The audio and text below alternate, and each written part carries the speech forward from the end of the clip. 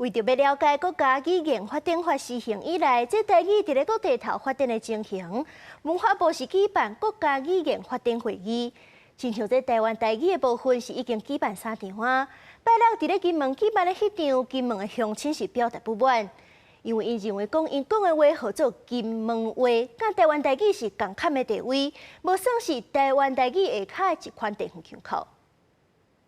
为着要讨论台湾台语的各种议题，拜六文化部伫金门贸办国家语言发展会议，说因为甲金门腔看作是台湾台语的地方腔，互在场的金门学者乡亲真不满，希望正名做金门话。呼吁政府要重视金门话的腔考察和历史发展上的主体性，爱甲金门话看作和台湾台语共地位。金门人认为我们讲的话就要叫金门话。整个语法法，包括这些语言名称的讨论过程，我觉得金门人不是没有发生，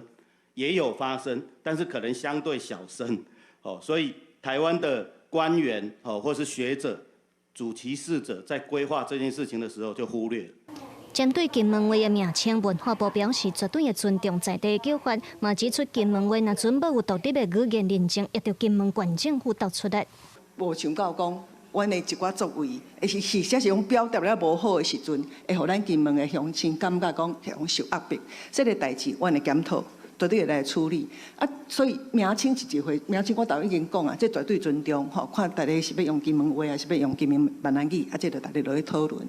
另外，也有学者指出，教育部的台湾台语词典一寡词虽然台湾本岛嘛有用，不过有的甲金门的用法是真无相。嘛有小学的老师讲，目前金门话的课本也是民国100年的是县政府自编的教材，已经无下108课纲和需求，呼吁文化部和金门县政府拢要重视。伊的用法，甲金门人平常时的用法可能都无共款，爱见啊记一个语词伫遐也无用法。所以对金门人来用这词典，其实都足无方便的。有一个真重要的代志，就是这个叫做罗马音标，伊是无伫个课本内底的。但是即摆伊若要学闽南语，伊拢需要看这个音标吼。